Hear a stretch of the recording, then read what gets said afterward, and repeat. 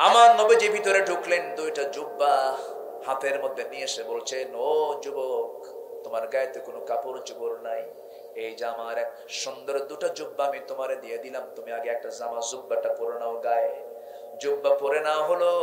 রাসূল বলছেন, তোমার নামটা কি আব্দুল উজ্জা? বাড়ি কোথায়? অমুক জায়গায়। তোমার নাম তো আব্দুল উজ্জা নাই, তোমার নাম আব্দুল্লাহ। যেরকম সুবহানাল্লাহ। রাসূল নামটা চেঞ্জ করে দিলেন। এরপরে বলছেন, ও আব্দুল্লাহ, এমনটা হয়েছে কেন বলো, সব খুলে বললেন। রাসূল বলছেন, তোমার চাচা তোমাকে বস্ত্রহীন করে ঘাড় ধাক্কা দিয়ে বের করেছে, আর আমি বিশ্বনবী আমার গায়ের দুটো জুব্বা দিয়ে আমি তোমাকে আমার বুকের মধ্যে জড়াইয়া দিলাম। তোমার কি কোনো দুঃখ আছে? সাহাবী চোখে পানি, আর বলছে, হুজুর আপনাকে পাইছে, আর কিছু লাগে আমার? যেরকম সুবহানাল্লাহ। রাসূল বললেন, এই যে কোরআনটা তোমার হাতে দিলাম, যাও তেলাওয়াত করো। এবং রাসূল বললেন, আমি কি তোমার জন্য কিছু দোয়া করে দেব নাকি? সঙ্গে সঙ্গে বলে দিলেন, হে রাসূল, আপনি আমার জন্য দোয়া করেন।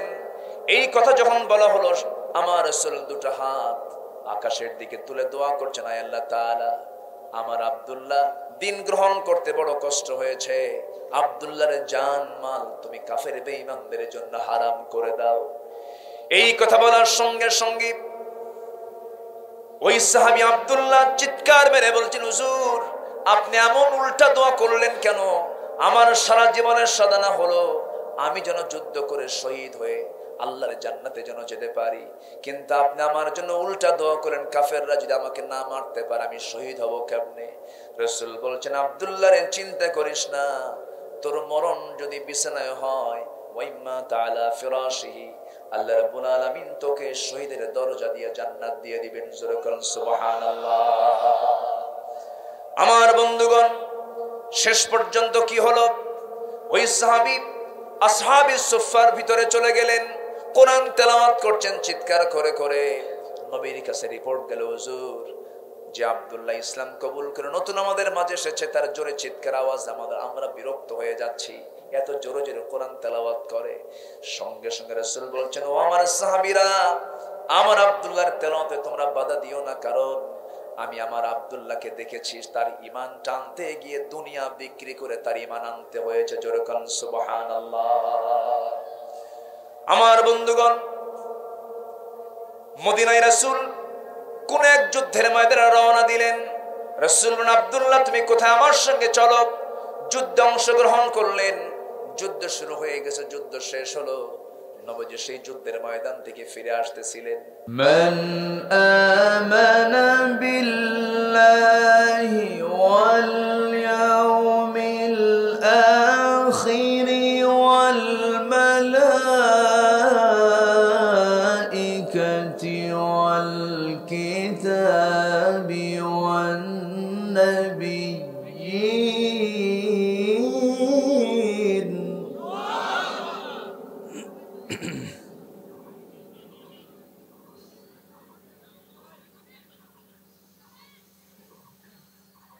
وآتى المال على حبه ذوي القربى واليتامى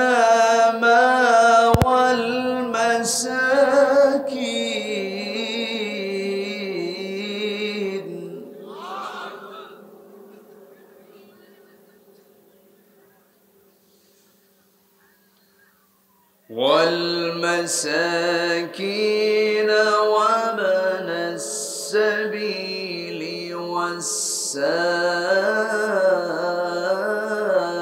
والسائلين وفي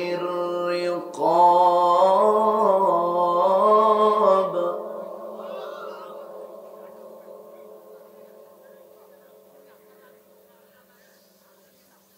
وأقام الصلاة وآتى الزكاة والموفون بعهدهم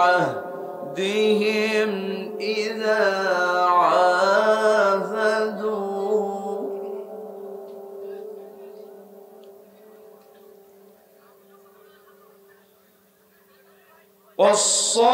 والصابرين في البأس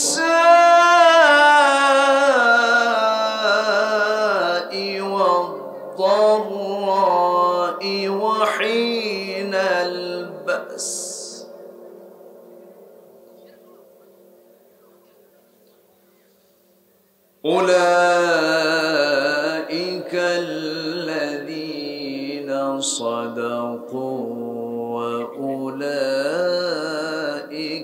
هم المتقون.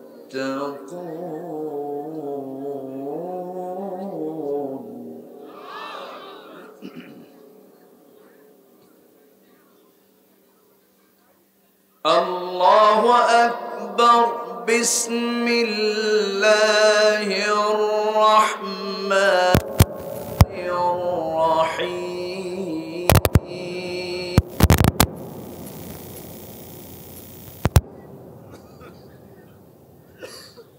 إن الله وملائكته يصلون على النبي يا أيها الذين آمنوا صلوا عليه وسلموا تسليما. اللهم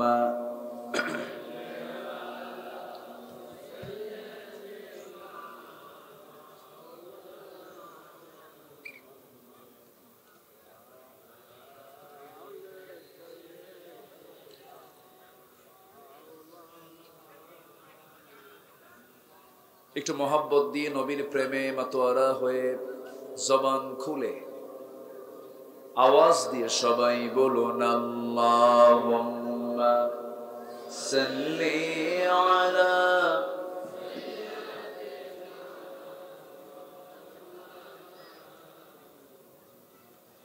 ওয়া আলা আলি সাইয়্যিদিনা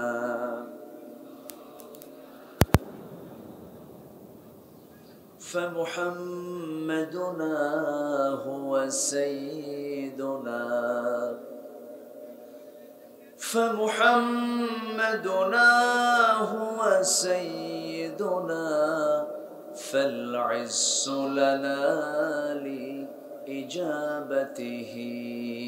اللهم صل على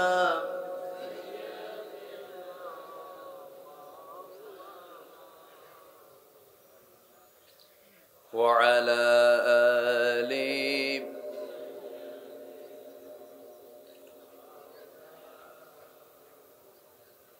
সবাই বলুন বালাগাল উলা বিকামালিহি কাশাফাত তুজা বিজামালিহি হাসনাত জামিউ খিসালিহি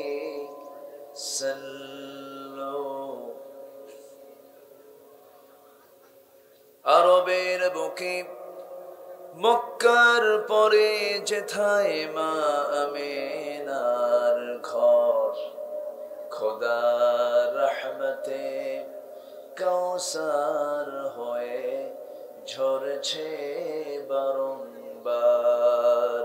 বালাগাল উলা بكماله كشف التجى بجماله.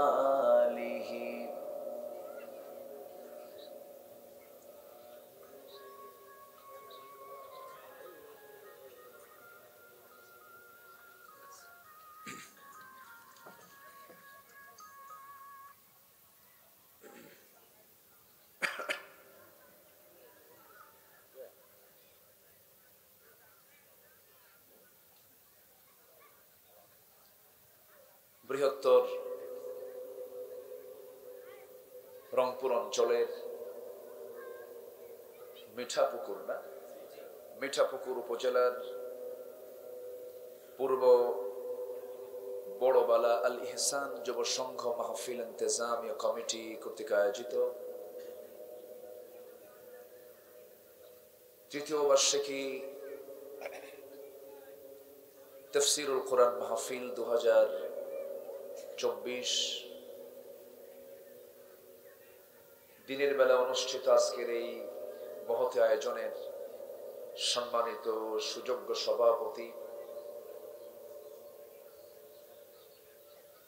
জনাব ডাক্তার আব্দুল হামিদ সরকার, আজকের মাহফিলের সম্মানিত প্রধান অতিথি বড়বালা ইউনিয়ন পরিষদের সম্মানিত চেয়ারম্যান জনাব তরিকুল ইসলাম সরকার স্বপন সাহেব, আজকের মাহফিলের বরেণ্য মেহমান নন্দিত আলেমে দ্বীন, বিশিষ্ট ইসলামী চিন্তাবিদ, আমার অনুজ স্নেহধন্য হাফিজ মাওলানা শহীদুল্লাহ শাকিল,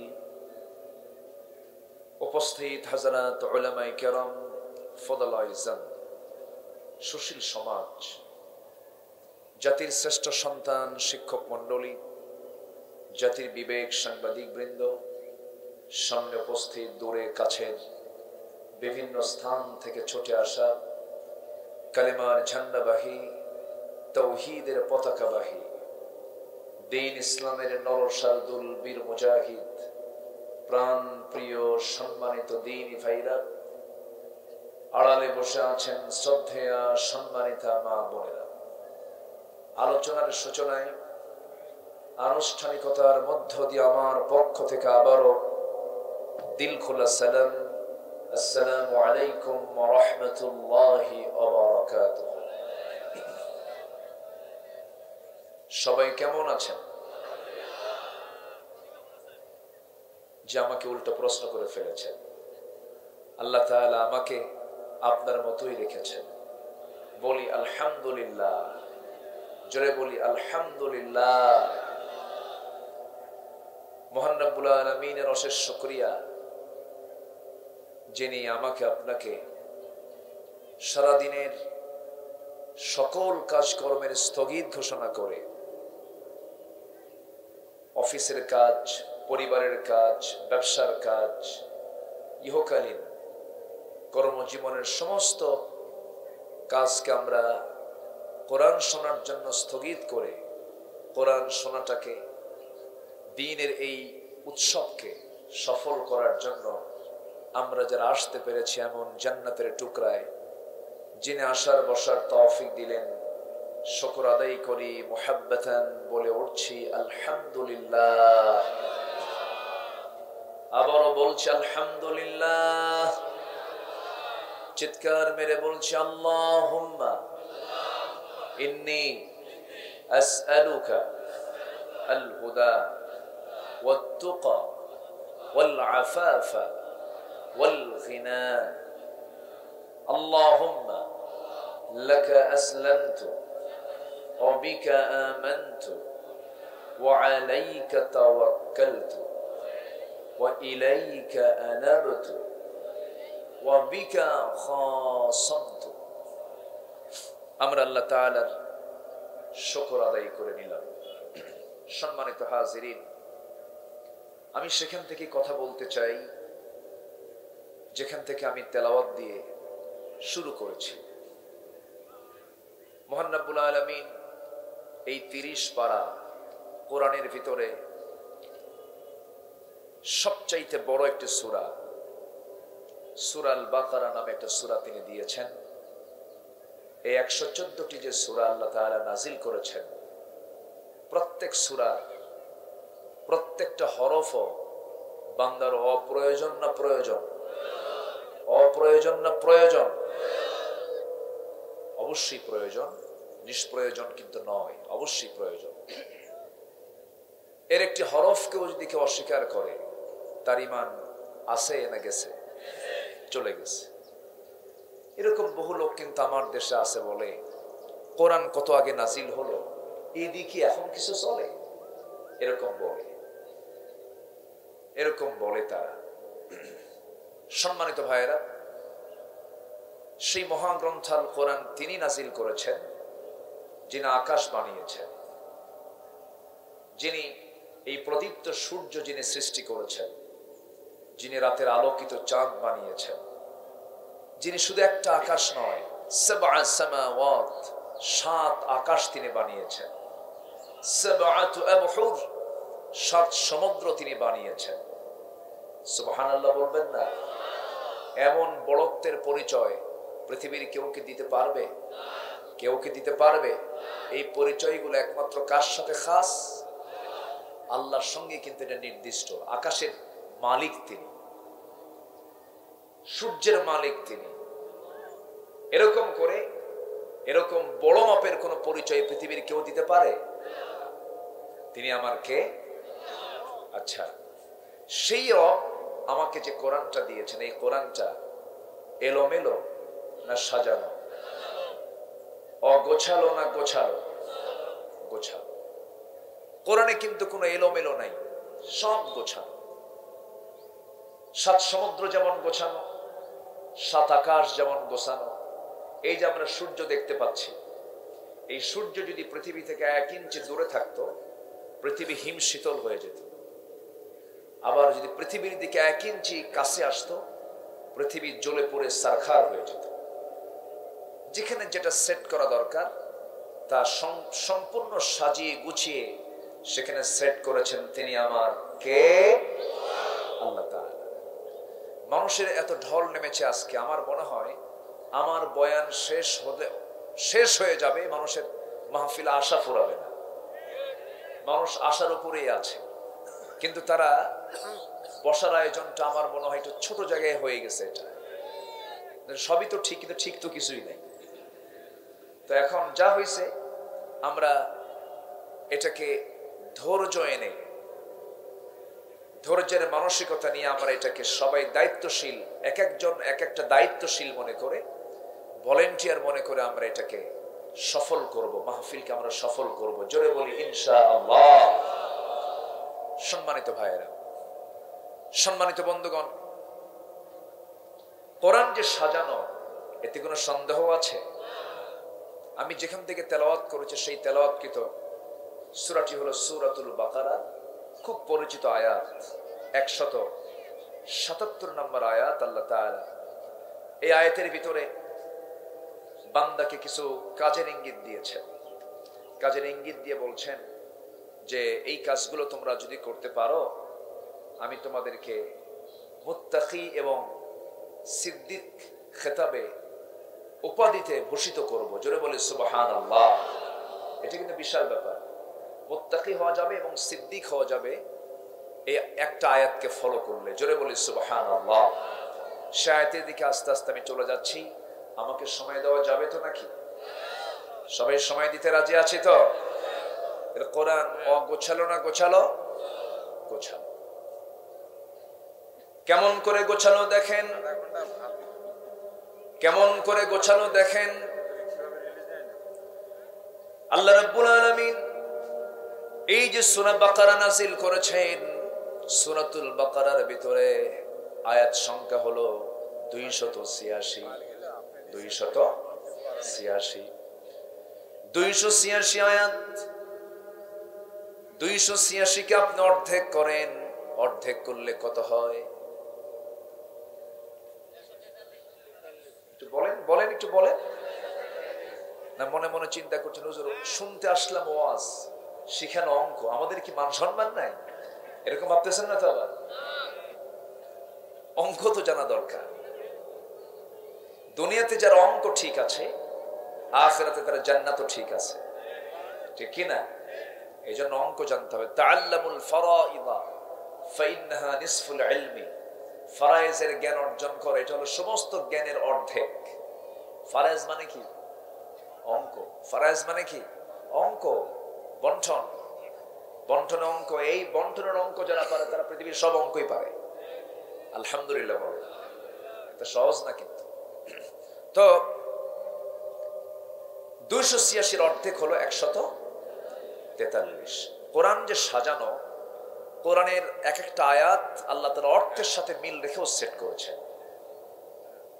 আল্লাহ রাব্বুল আলামিন 143 নম্বর আয়াতে কি বলছেন দেখেন, وَكَذَلِكَ جَعَلْنَاكُمْ أُمَّةً وَسَطًا لِتَكُونُوا شُهَدَاءَ عَلَى النَّاسِ ويكون الرسول عليكم شهيدا জোরে বলুন আল্লাহু আকবার। আমি এমনই করে তোমাদেরকে মধ্যম জাতি করে দুনিয়াতে পাঠিয়ে দিয়েছি। আল্লাহ তাআলা আমাদেরকে জাতি হিসেবে খেতাব দিয়েছেন, আমরা হলাম প্রথম জাতি, শেষ জাতি না, মধ্যম জাতি। মধ্যম জাতি আল্লাহ তাআলা আয়াতটাও সেট করেছেন সূরার শেষে, শুরুতে না মধ্যে? মধ্যে সেট করেছেন। অর্থের সাথে আয়াতের সেটিং মিল আছে না নাই? মিল আছে। আমার বন্ধুগণ,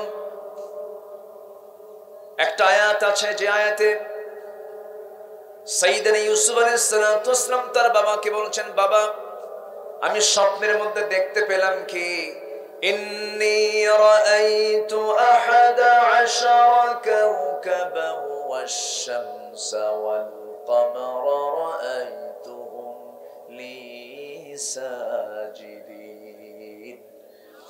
আমি স্বপ্নের মধ্যে দেখতে পেলাম 11টা নক্ষত্র, একটা সূর্য, একটা চন্দ্র, সব মিলে আমাকে সম্মানজনক সেজদা দিতেছে। লা তাকসুস রুইয়াকা আলা ইখওয়াতিক, বাপ বলছে সন্তান রে এই স্বপ্নের কথা তুমি তোমার ভাইদেরকে বলতে যেও না। এখান থেকে একটা বিষয় হলো ভাই ভাইয়ের শত্রুতা আজকে নতুন না পুরাতন? নতুন না পুরাতন? কাবিল কি ছিল? কি ছিল? ভাই ছিল। ইউসুফ আলাইহিস সালামের ভাইয়েরা 10টা, সবাই ভাইতে ছিল। আমার বন্ধুগণ, এখনো মামলায় দেখেন, জেলখানার আসামিগুলো দেখেন, ম্যাক্সিমাম মামলাগুলো পরিবারের ভাই ভাইয়ের মধ্যে হয়ে থাকে, সেখানে সম্পদ নিয়ে কাড়াকাড়ি হয়। আমার বন্ধুগণ একটু কান লাগান, মনোযোগ দেন। এই স্বপ্নের মধ্যে তিনি যে দেখলেন 11টা নক্ষত্র, কয়টা? 11টা নক্ষত্র আমি দেখতে পেলাম। ইন্নী রাআইতু আহাদা আশারা কাওকাবা, এই ইন্নী রাআইতু আহাদা আশারা কাওকাবা এই বাক্য লিখতে যতগুলো নক্তা লেগেছে, নক্তার সংখ্যাও 11টা, নক্ষত্রের সংখ্যাও 11টা। জোরে বলে সুবহানাল্লাহ। তাহলে এরকম করে সংখ্যা তথ্যের সাথে এক অপূর্ব সমন্বয় রেখে কোরআনে কারীমের মতো কোরআন পৃথিবীর কোন মানুষ এমন সাজানো কোন কিতাব রচনা করতে পারবে না, সম্ভব নয়। কোরআন মূলত নাজিল হয়েছে কার পক্ষ থেকে? আসতে বলবেন না, কার পক্ষ থেকে? আল্লাহর পক্ষ থেকে। সম্মানিত ভাইরা, সম্মানিত বন্ধুগণ, সেই কালামে হাকিম থেকে আমি যে আয়াত আমি তেলাওয়াত করেছি,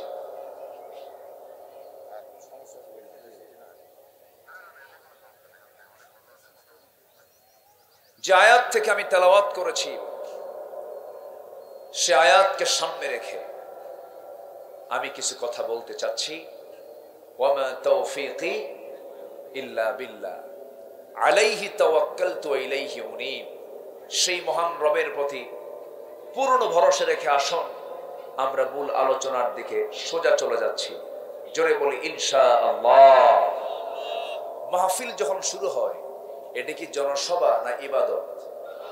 আসতে বলেন, জনসভা না ইবাদত? জনসভায় কথা সবাই বলে, বাজারে কথা সবাই বলে, নামাজে কথা বলে কয়জন? নামাজ পড়ায় কয়জন? আর কারো কোনো আওয়াজ আছে? আওয়াজ দিলে নামাজ হয়? হয় নামাজ? এটা কি মাহফিল না জনসভা? বলেন, ভালো করে বলেন। মাহফিল। এটা কি শুধু কথা শুনতে আসছি না ইবাদত করতে আসছি? কোরআন শুনতে গেলে দুটা শর্ত। কোরআন বলছে, হুকুম আল্লাহ তাআলা, ফাসতামিউ লাহু। কোরআন আলোচনা হবে, তেলাওয়াত হবে, মনোযোগ দিয়ে শোনো। ওয়া আনসিতু, চুপ থাকো। হুকুম দুটা কার? সবাই যদি কথা কন তাহলে আমি ওয়াজ করবো কেমন? চুপ থাকেন, গুনাহ হবে তো। এতো সাধারণ কোনো জায়গা না এটা। এখানে যদি কোনো ফেরেশতার কাছে যদি কেউ বেয়াদব পরিলক্ষিত হয়, এর কোনো মাফ নাই। কিন্তু এটা মারাত্মক জায়গা, কিন্তু কোরআনের মাহফিল এটা। আমরা সবাই চুপচাপ থাকি, মনে করব যে এটা ইবাদতের জায়গা, এখানে চুল পরিমাণ আমার দ্বারা যেন কোরআনের আলোচনায় যেন কোনো বিঘ্নিত না হয়, কারণ ফেরেশতা আছে না নাই? এখন কান লাগান, মনোযোগ দিয়ে শুনতে হবে। বসেছি যতক্ষণ, ইবাদতের কাজ শুরু হয়ে গেছে, আমরা মনোযোগ দিয়ে শুনবো। ইনশাআল্লাহ বলি, ইনশাআল্লাহ বলি। আজকে 2 তারিখ, তাই না? আচ্ছা, শাবান মাস তো শেষের পথে, শেষ দিক চলে গেছে। সামনে কি আসতেছে বলেন? রমজান মানে কি? না, রমজান মানে কি? রমজান, রমাদান মানে কি? জ্বালিয়ে দেওয়া, পুড়িয়ে দেওয়া, ভস্য করে ফেলা। কি জ্বালাবেন? মানুষের বাড়িঘর? কি জ্বালাবেন? হ্যাঁ, সম্মানিত ভাইয়েরা, পেশেন্ট তো রোগী, তাই না? আমার মনে হয় যে আপনি একটু কেটে দেন অথবা বন্ধ করে রাখেন, পরে আমরা কথা বলবো ইনশাআল্লাহ। এতগুলো মানুষ, তো ওনার ওয়াইফ প্রচন্ড অসুস্থ, আইসিইউতে আছে, একদম মুমূর্ষু অবস্থা। তো এখন একটু উন্নতির দিকে, তো জরুরি কিছু কথাবার্তা ওনাকে বলতে হলো। কিন্তু এরপরেও তো সবার দিক খেয়াল করার দরকার আছে না নাই? আমরা দোয়া করি আল্লাহ তাআলা তার স্ত্রীকে সুস্থ অবস্থায় ফিরে আসার তৌফিক দান করুন। জোরে বলি আল্লাহুম্মা আমিন। আমার দিকে তাকান। তাহলে কি যেন বলতেছিলাম? রমজান। হ্যাঁ, রমাদান মানে হলো কি দেওয়া? জ্বালিয়ে দেওয়া, ভস্য করে দেওয়া, সারখার করে দেওয়া। তো লক্ষণ খুব খারাপ। কিন্তু কি জ্বালিয়ে দেওয়া? নিজের জীবনের যত গুনাহ আছে সেই গুনাহগুলোকে রমজানের ইবাদতের মধ্য দিয়ে এগুলোকে পুড়ে ফেলা, শেষ করে ফেলা। মানে আল্লাহ তাআলা চান তার বান্দাটা রমজান মাসের মধ্য দিয়ে গুনাহগার থাকুক না গুনাহমুক্ত হোক। এটা কি আল্লাহ তাআলা আমার দিকে কি রেগে করেছেন না মহব্বত নিয়ে করেছেন? আল্লাহ চান না যে আমি আমার তালিকায় আমার আমল নামে কোনো গুনাহ থাক। জোরে বলে সুবহানাল্লাহ। আল্লাহ চান বান্দা আমার কাছে গুনাহমুক্ত হয়ে আসুক।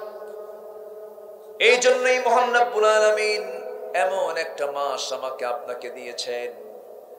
আদম আলাইহিস সালাতু ওয়াস সালাম তিনি বেঁচে ছিলেন 1000 বছর। কত বছর বলেন? 1000 বছর। কিন্তু আমার নবী যে শেষ নবী, প্রথম নবী বেঁচে ছিলেন 1000 বছর। আর আমার নবী বেঁচে ছিলেন 63 বছর 9 ঘন্টা কয়েক মিনিট মাত্র। বিশ্বের সেরা মানুষ 63 বছর বেঁচে ছিলেন। প্রথম মানুষটা 1000 বছর বেঁচে ছিলেন। সাহাবায়ে কেরাম বললেন, ইয়া রাসূলুল্লাহ, আগের যুগের মানুষ 1000 বছর বাঁচত, তাদের জিকির আজগারটা বেশি, তাদের নফল ইবাদতটা বেশি। আমরা তো সীমিত হায়াত পেয়েছি, সীমিত সময়টা পেয়েছি। আমরা কি ইবাদতে তাদের মতো সমান হতে পারবো নাকি? সঙ্গে সঙ্গে আল্লাহ রাব্বুল আলামিন রাসূলকে জানায় দিলেন, লাইলাতুল কদরি খায়রুম মিন আলফি শাহর। হে রাসূল, আপনি জানায়া দেন রমজান মাসের এমন একটা রাত আছে যে রাতে একটা ইবাদত করলে পরে মহান রব্বুল আলামিন 83 বছর 6 মাস একটানা ইবাদত করলে যে সওয়াবটা হবে তার চাইতে বেশি সওয়াব আল্লাহ রাব্বুল আলামিন তার আমলনামায় লিখে দেন। জোরে বলে সুবহানাল্লাহ। বলে আমরা বাঁচবো কম কিন্তু সওয়াব আসতে কয়। সওয়াব, আমাদের হায়াত কম কিন্তু দাম, আমাদের হায়াত কম কিন্তু মর্যাদা। আমরা অনেক দামি। জোরে বলেন সুবহানাল্লাহ। কিন্তু দামটা টিকে রাখার দরকার আছে না নাই? ঈমান থাকলে টিকবে, নচেত নবীর বাপ হয়েও লাভ নাই। নবীর বাপ হয়েও। এক মাহফিলে আমি গেছি, মাহফিলে তো সেই মাহফিলের একজন চিফ মেহমান, মুরব্বী মানুষ, আমি তাকে দেখে সালাম দিলাম। তো সালাম দিলে উনি উত্তর তেমন করে নিলেন না। কিছু মোশান টোশান আছে না, কিছু লোক এরকম, মানে সালাম দিলে উত্তর খুঁজে পাওয়া যায় না। তো আমি উত্তর পেলাম না। আমি এরপর উইলিংলি তাকে প্রশ্ন করলাম, মুরব্বী আপনার পরিচয়? উনি খেপে গিয়ে বলে ফেলেন, আমি অমক পীরজাদা। যখন কইছে পীরজাদা, তো আমি বললাম, যাক মুরব্বী মানুষ, আমি আর কিছু বললাম না। এখন উল্টা আমাকে প্রশ্ন করছে, আপনি কে? আমি বললাম, আমি হলাম নবীজাদা। ঠিক কিনা? আমি কইলাম নবীজাদা। আমি পীরদেরকে সম্মান করি, আমি এনকার করছি না, আল্লাহি। তো উনি আমাকে দেখতেছেন যে আপনি এরকম করে বললেন কেন? হ্যাঁ, আপনি যদি পীরের ছেলে হয়ে যদি পীরজাদা পরিচয় দিতে পারেন, আমি নবীজাদা। আমার বাপ আদম নবী, আমি তার ছেলে, আমি নবীজাদা। তো কি হইছে, লাভটা কি? আমার নবী কুরাইশ বংশ, আবুল আহাব কোন বংশ? আস্তে কোন বংশ বলেন? আবু জেহেল্লা, আবু জেহেল কোন বংশ? কুরাইশ বংশ। লাভ কি? লাভ তো নাই। বরঞ্চ খাব্বাব ছিলেন কামান। খাব্বাব কি ছিলেন? কামান। ইসলাম কবুল করছেন 5 নম্বরে। সুবহানাল্লাহ বলবেন না? 1 নম্বর আবু বকর। 1 নম্বর কে? আবু বকর। 5 নম্বরে খাব্বাব, একজন কামান। এলাকায় কি বলে? কামারকে কি বলে? কামারে কয়তো লোহা পিটায় সোজা করে, কামান না? আমরা তাদেরকে অনেকে খাটো চোখে দেখতে চাই না। কোনো কাজই ছোট নয় যদি ঈমান থাকে। যেরকম সুবহানাল্লাহ। একজন সাহাবী 5 নম্বর ইসলাম কবুল করেছেন। তিনি একজন কর্মকার ছিলেন, কামার ছিলেন। কোন বংশের তেমন মান ছিল না, সাধারণ একজন কর্মকার, একজন কামার লোহা পিটায় জীবিকা নির্বাহ করতেন। আল্লাহ তাকে এত সম্মান দিয়ে দিলেন, ইসলাম কবুল করেছেন। এটাকে অপরাধ মনে করে কুরাইশরা তাকে হাত পা বেঁধে ফেললো। হাত পা বেঁধে ফেলে বলল, খাব্বাব, তুই যে অঙ্গার দিয়ে আগুন জ্বালাচ্ছিস, এই অঙ্গার দিয়েই তোর পিঠ ঝাঁঝরা করে দেব। অঙ্গারগুলোকে, জ্বলন্ত অঙ্গারগুলোকে সামনে ডিসপ্লে সাজানো, সাজায় নিয়া 2 হাত পা বেঁধে জোর করে তার পিঠটা আগুনের অঙ্গারের উপরে যখন চাপ মেরে ধরলো, অঙ্গার দিয়া পিঠের চর্বিগুলো গলে গলে ভিতরের দিকে অঙ্গারগুলো চলে যায়, দুর্গন্ধ ছড়ে, পিঠটা গর্ত হয়ে যাচ্ছে। কিন্তু খাব্বাবের মুখ থেকে এক চুল পরিমাণ উয়া আওয়াজ বের হয় নাই। উয়া আওয়াজ কেন বের হয় নাই? তিনি এই জন্য আওয়াজটা বের করেন নাই, না জানি কাফের মুশরিকরা হয়তো বলতে পারে খাব্বাব বুঝি ঈমান ছেড়ে দেবে, ঈমানটা ত্যাগ করবে। কিন্তু খাব্বাব এক চুল পরিমাণ ঈমান ছাড়লেন না, বরঞ্চ সেই সময় বলে ফেলেন, তোমরা যদি আমাকে আগুনে জ্বালিয়ে দাও, ভস্ম করেও দাও, হাসতে হাসতে দুনিয়া থেকে বিদায় নেব, কিন্তু আমি ঈমান ছাড়বো না। জোরে বলে সুবহানাল্লাহ। আপনি বংশ দিয়ে কি করবেন? অনেকে চৌধুরীর নাম নেয়, আমি অমুক চৌধুরী। কোন মন্ত্রী, এমপি, সচিব পরিচয় দিয়ে সেই দিন নাজাত পাওয়া যাবে না। জজ, ব্যারিস্টার দিয়ে নাজাত পাওয়া যাবে না। সেদিন কোন প্রেসিডেন্ট পরিচয় দিয়ে নাজাত পাওয়া যাবে না। কোন বংশের তাফালিং করে কোনো লাভ হবে না। তাই যদি হতো, নবীর ছেলে কেনান জান্নাত পেয়ে যেত, নবীর বাপ আজর জান্নাত পেয়ে যেত, আমার নবীর চাচা আবু লাহাব, আবু তালেবরা জান্নাত পেয়ে যেত। কিন্তু কেউ জান্নাত পাবে না, কারণ বংশ দিয়ে লাভ নাই, লাভ হবে আমার ঈমান দিয়া। কি দিয়া? ঈমান দিয়া। আমার ভাইয়ের একটু কান লাগান, মনোযোগ দিয়ে শোনেন। তাহলে রমজান দিয়েছেন কেন? আমার জীবনে গুনাহ রাখা না, গুনাহ মুক্ত হওয়া। মুক্ত করার জন্য আল্লাহ রাব্বুল আলামিন রমজান দিয়েছেন। এখানে যারা বসে আছেন, কারো জীবনে 50 বসন্ত পার করেছেন, কেউ 60 বসন্ত পার করেছেন, কেউ 70 বসন্ত পার করেছেন, কেউ এরকম করে 30 বার রমজান পেয়েছেন। কিন্তু আজ পর্যন্ত আমি যদি প্রশ্ন করি, এখানে হাজার হাজার মানুষ, মা বোন সহ এই যে প্রায় 1.5 লক্ষ মানুষ মাহফিলে বিভিন্ন জায়গায় আসতেছেন, বসে আছেন, আমি সবার কাছে একটা প্রশ্ন করব, সম্মানিত দ্বীনি ভাইরা, এই যে সবাই আমরা আমার আলোচনাগুলো শুনতেছেন, আমি যদি একটা প্রশ্ন করি, এই জায়গায় যারা বসে আছেন সবাই তো মুসলমান, কিন্তু কোরআন কি সবাই সহি করে পড়তে পারি নাকি? পড়তে কিন্তু পারি না। কেন পারি না? কি জন্য পারি না? একটু আমার বুঝাতে হবে। একটু কান লাগাবেন, মনোযোগ দিয়ে শুনবেন। কেন বুঝতে পারলাম না, কেন বুঝি নাই, কেন জানি নাই? এর অন্যতম কারণ হলো, 1 নম্বরে যদি দোষ ধরতে হয়, নিজের দোষটা আগে ধরতে হবে। আর একটা কারণ হলো, এটা হচ্ছে ব্যক্তিগত বিষয়। আরেকটা বিষয় হলো, দেশ স্বাধীন হয়েছে 71-এ, আজকে 2024 সাল। 53 বছর চলে যাওয়া মানে বিশাল একটা সময় চলে যাওয়া। এই বিশাল সময়ের মাঝে কত শিক্ষার ব্যাপারে সংস্কার হয়েছে, নিরক্ষর মুক্ত দেশ গড়ার অঙ্গীকার করা হয়েছে, কত চেষ্টা করেছে। এত শত চেষ্টার মধ্য দিয়েও যদি 18 কোটি মুসলমানের দেশে ম্যাক্সিমাম লোক যদি কোরআন পড়তে না পারে, না যদি সুন্দর তেলাওয়াত করতে না পারে, সেই লোকটার নামাজ কি হবে নাকি? সেই লোকটার নামাজ কি সহি হবে নাকি? তাহলে যে ইবাদত না করলে, যে শিক্ষা না নিলে পরে আমার নামাজ সহি হচ্ছে না। অতএব সকল শেখার আগে কোরআন শেখাটা আমার জন্য, আপনার জন্য শুধু ফরজ না বড় ফরজ? শুধু ফরজ না বড় ফরজ? ফরজ, বড় ফরজ। অথচ এটার পিছনে কোনো কোর্সেস নাই, প্রচেষ্টা নাই। আমি মালয়েশিয়াতে গিয়েছিলাম, সেখানকার প্রধানমন্ত্রী ডক্টর আনোয়ার ইব্রাহিম, একটা দেশের প্রধানমন্ত্রী, তিনি জুমার খুতবা দিচ্ছেন। দেশের প্রধানমন্ত্রী যদি জুমার খুতবা দেন, তাহলে নাগরিকরা কি অনুন্নত হবে না উন্নত হবে? উন্নত হবে, এটাই স্বাভাবিক। একটা দেশের প্রধানমন্ত্রী তিনি জুমার খুতবা দিচ্ছেন, আরবিতে খুতবা দিচ্ছেন। সম্মানিত ভাইয়েরা, মালয়েশিয়াতে ক্লাস 8 লেভেলে কোন ছাত্র যখন উঠে যায়, প্রত্যেক ছাত্রের ভিতরে 2 থেকে 3 পারা কোরআন মুখস্থ এমনি হয়ে যায়।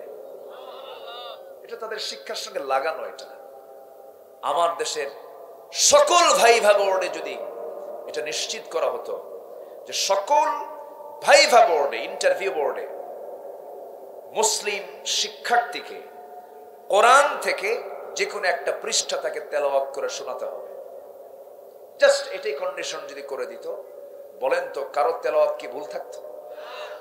আস্তে কারো তেলাওয়াত কি ভুল থাকতো? হয়ে যেত ব্যবস্থা।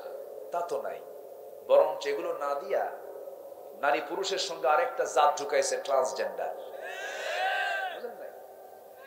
ওটা বাদ দিয়া মানে শরীফ কিনা কি, কি শরীফ কি, হাবিব হাবিবা, করিম করিমা, রহিম রহিমা, শরীফ শরীফ। এই সমস্ত সন্ত্রাস, এই সমস্ত ভয়ঙ্কর প্ল্যান যারা মাথায় নিচ্ছে, শক্ত হাতে এগুলোকে দমন না করলে বড় বিপদ হয়ে যাবে। কিন্তু আসতে বলবেন না, জোরে বলুন ঠিক কিনা? সক্ষম ভাবে মোকাবেলা করতে হবে। এই দেশকে, এই দেশের মুসলিম তাহাজিব তামাদ্দুনকে, ইসলামী তাহাজিব তামাদ্দুনকে ধ্বংস করার জন্য কিছু নাস্তিক চক্র মাথা চাড়া দিয়ে ওঠার চেষ্টা চালাচ্ছে। এই কথা জেনে রাখবেন, এই দেশের শেকড়ে ইসলাম আছে, এদেশের শেকড়ে ইসলাম আছে, এটাকে উপড়ানো সম্ভব নয়। যারাই উপড়াতে যাবে তারাই বিক্ষিপ্ত হয়ে বঙ্গোপসাগরে হাবুডুবু খাবে। সম্মানিত ভাইয়েরা, সম্মানিত বন্ধুগণ, 4.5 লক্ষ মসজিদের দেশ বাংলাদেশ। আজান শুনে ঘুম থেকে উঠে যে জাতি, আজানের মধ্য দিয়ে দিনের কার্যসূচি সব বন্ধ হয়ে যায়। সম্মানিত বন্ধুগণ, যে দেশের 18 কোটি মুসলমান, সেই শহীদ তিতুর বাংলাদেশ, খানজাহানের বাংলাদেশ, শাহজালালের বাংলাদেশ, শাহপরানের বাংলাদেশ, শাহ আমানতের বাংলাদেশে কোরআন সুন্নাহ বিরোধী কোন ষড়যন্ত্র আমরা বাস্তবায়ন হতে দেব না, দেব না, দেব না। রাজি আছেন কারা কারা? রংপুরবাসী দেখায় দেন।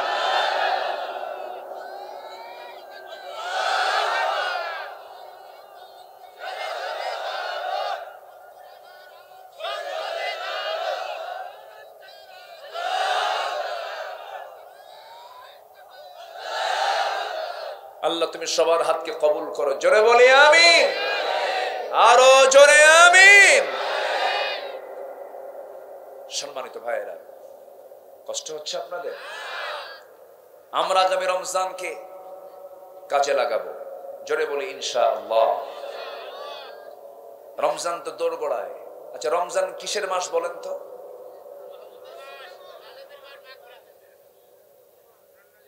হ্যাঁ, সুন্দর করে একজন জবাব দিয়েছেন।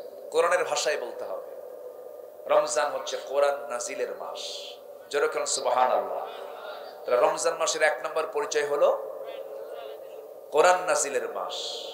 তাহলে কোরআন নাজিলের মাসে যদি কোরআন না পড়তে পারি, কত হ্যাঁ, এটা কি হলো বলেন তো? কোরআন নাজিল হয়েছে যে মাসে, সে মাস পাইছি কিন্তু কোরআনই পড়তে পারি না, তাহলে কামটা হলো কি বলেন? সম্মানিত ভাইয়েরা, আগামী রমজান হবে আমাদের কোরআন শেখার রমজান। সিদ্ধান্ত কি নেওয়া যায়? কোরআন শিখতে কেমন টাইম লাগে বলেন তো? আমি মনে হয় কষ্ট দিচ্ছি আপনাদের, আমি কিছু দায়িত্ব দিয়ে যাই, বাস্তবায়ন করতে হবে। কোরআন শিখতে খুব যদি মেধাবী হয়, ভালো মেধা যদি আল্লাহ তাকে, কোনো বান্দাকে, সবাইকে আল্লাহ তাআলা মেধা দিয়েছেন, যদি খুব মেধাবী হয়, কোরআন শিখতে তার মোটামুটি 7 দিন লাগে। কয়দিন লাগে? 7 দিন। একটু দুর্বল যদি হয় 14 দিন লাগে। আর মোটামুটি দুর্বল, এদিকে পড়ে ওদিকে বলে, এরকম যদি হয় 1 মাসে হয়ে যায়। তাহলে কোরআন নাজিলের মাস কয়দিন? 30 দিন না? তাহলে কি সম্ভব হবে না বলেন তো? দেখেন আওয়াজ কিন্তু কমে গেছে। যেটাই কন শুনবো কিন্তু মানবো না। কোরআন শিখতে হবে তো, না শিখলে নামাজই হচ্ছে না। মুরব্বীরে বলি, মুরব্বী নামাজ পড়েন, কোরআন পড়েন, কি বাবা টাইম পাই না, খালি কোদাল মারি। কি মারে? কোদাল মারে। কি নামাজ পড়েন, কি বাবা কোমর চলে না। কি চলে না? কিন্তু ওদিকে কোদাল চলে। কি চলে? কোদাল চলে। লাভ কি বাবা? কোদাল মেরে যা কিছু করবেন সব ছেলে মেয়েরা খাবে, আর কোদালের পাশাপাশি আপনি একটু রুকু সেজদা দেন, এটা আপনার কাজে লাগবে, ঠিক কিনা? চাচাকে বলি, চাচা কোরআনটা পড়েন। চাচা বলে, বাবা মুখেই আসে না, পারি না। কাছে চাচা, মিঠাপুকুর ওই পৌরসভার সামনে যে আপনার 4 কাঠা জায়গা ছিল, সেই জায়গাটার দলিল নাম্বার কত, দাগ নাম্বার কত? কি 93। তখন খাতা কলমও লাগে না, টনটনা মুখ থেকে ঠোঁটে লেগে আছে 93 নম্বর দাগ। আবার রংপুর জজকোর্টে সোমবার আর বৃহস্পতিবার উনি নিয়মিত ফাইল নিয়ে নিচতলা উপরতলা দৌড়াদৌড়ি করেন 70 বছর বয়সে। চাচা আপনি এই বয়সে এই জজকোর্টের বারান্দায় ফাইল নিয়ে দৌড়ান, ব্যাপারটা কি? কে বাবা কিছু জমিনিয়া মামলা আছে, উকিল বোঝে না তো, উকিল কম বোঝে, ওর একটু বুদ্ধি দিয়া যায়। তাহলে উকিল কি বুদ্ধি দিতে পারেন? দাগ নম্বর মুখস্থ করতে পারেন না, দেখি মুখস্থ হয়ে গেছে, কোরআন মুখে আসে না। তাহলে সমস্যা কি? মানে সমস্যা কোন জায়গায় বলেন? তাহলে আমাদের সমস্যা আছে না নাই? বলে আছে না নাই? আগামী রমজান হবে কোরআন শেখার রমজান। এমন সিদ্ধান্ত কি সবাই নিতে রাজি আছেন? আগামী রমজান মাসে আমরা কোরআন শিখবই, এমন সিদ্ধান্ত কি নেওয়া যায়? মানুষ পারে না এমন কিছু আছে? সাহায্য করবেন কে? আল্লাহ বলছেন, ওয়াল্লাযীনা জাহাদু ফীনা লানাহদিয়ান্নাহুম সুবুলানা। আমার দিকে তুই আসার চেষ্টা কর, আমি তোর জন্য অসংখ্য রাস্তা খুলে দেব। কারা কারা শিখবেন কোরআন? একটু হাত তুলে দেখেন। কোরআন শিখবেন কারা কারা? একটু হাত তুলে দেখেন না, দেখেন দেখি, দেখেন তো কারা কারা হাত তোলে না। একদম টান টান করে তোলেন। কারা কারা আগামী রমজান মাসে কোরআন পড়া শিখবেন? যারা জানেন তারাও তুলবেন, যারা জানেন না শিখবেন তারাও তোলেন। বলেন, ইয়া আল্লাহ, ইয়া রহমান, আগামী রমজানে আমাদেরকে তোমার কোরআন ফরজ মনে করে শেখার তৌফিক তুমি আল্লাহ দিয়া দাও। জোরে বলি আমিন, আরো জোরে আমিন।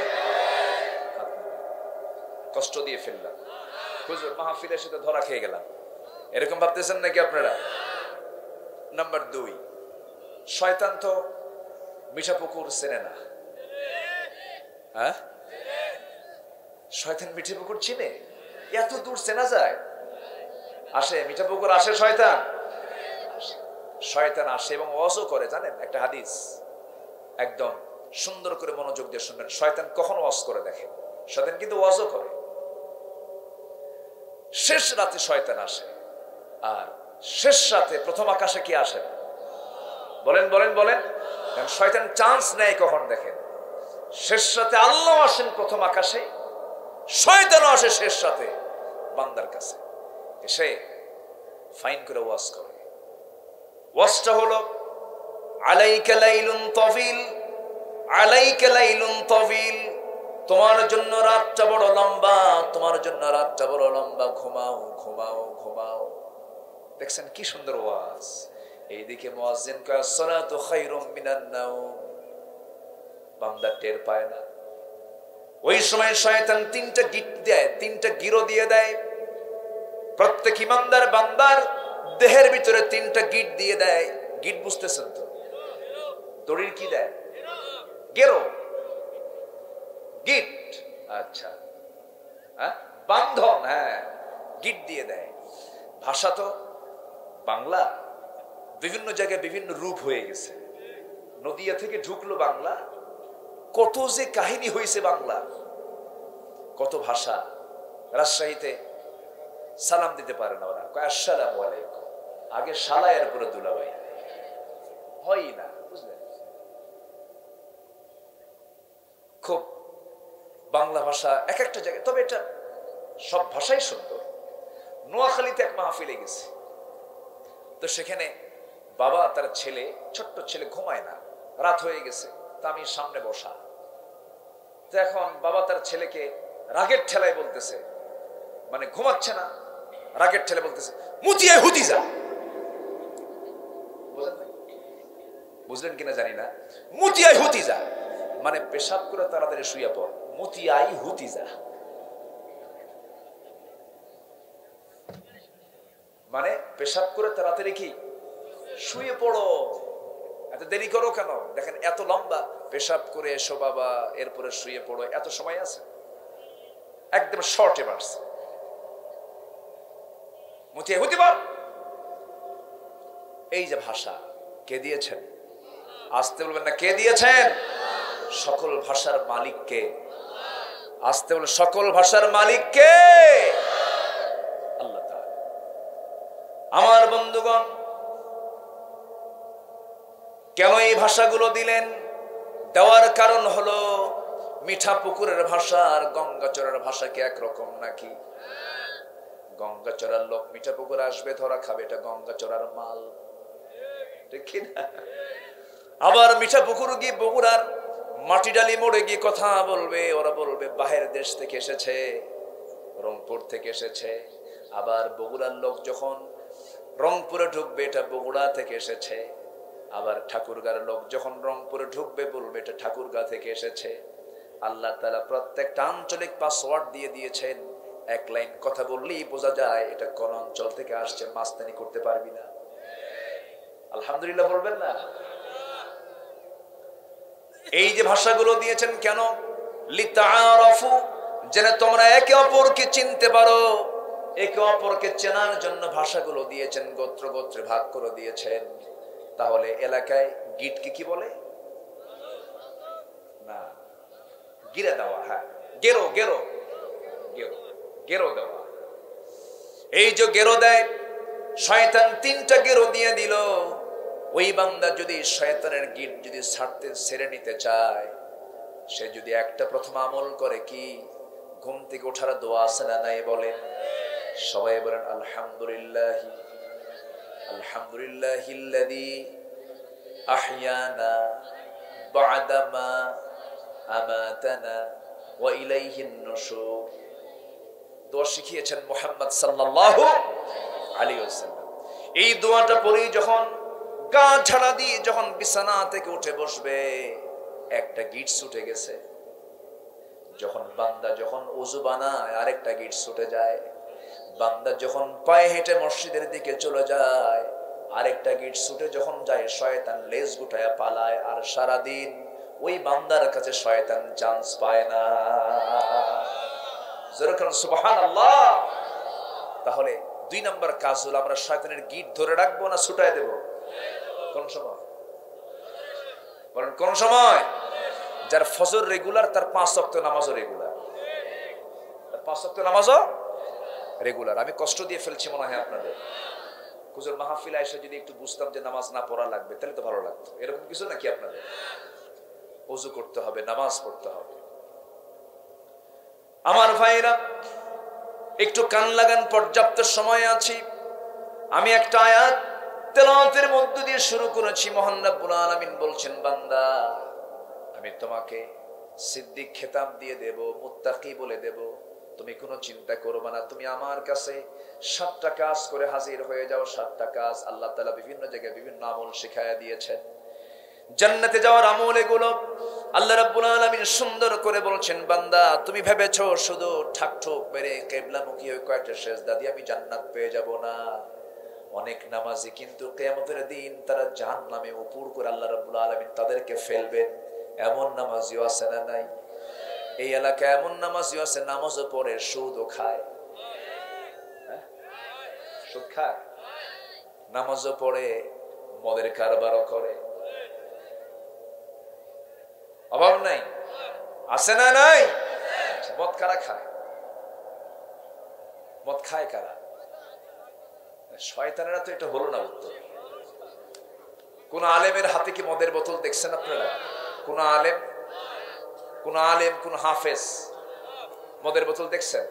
আচ্ছা, এই 53 বছর দেশ চালাইছে কারা? আলেমরা। আজ থেকে আলেমরা দেশ চালাইছে? আচ্ছা, কোন আলেম কি সুদের কারবার করে? প্রকৃত আলেম কি এগুলো করতে পারে? তাহলে সুদ খায় না, ঘুষ খায় না, দেশও চালালো না, মদের বোতলও নেয় না, জেলখানায় কারা বেশি?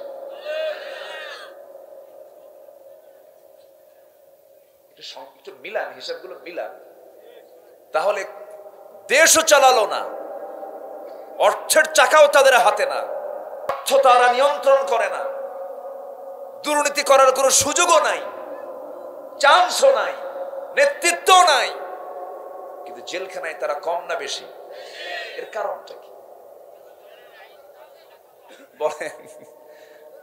সম্মানিত ভাইয়েরা, সম্মানিত বন্ধুগণ, এই আধার কেটে যাবে। জোরে বলি ইনশাআল্লাহ, আরো জোরে বলি ইনশাআল্লাহ। আমার বিশ্বাস এই আধার কেটে যাবে। কেন বললাম? এর কারণ হলো, কোন জমি যদি আবাদি করতে হয় সারের প্রয়োজন আছে না নাই? একটা আম বাগান এমনি এমনি ফেলে রাখলে কিন্তু ফলন ভালো হয় না। কত যত্ন নিতে হয়, সার দিতে হয়, গোবর দিতে হয়, এরপর সেখানে বিষ দিতে হয়, স্প্রে করতে হয়, এরপরেই তো একটা ভালো আশা করা যায়। তাছাড়া জঙ্গল হয়ে যায়।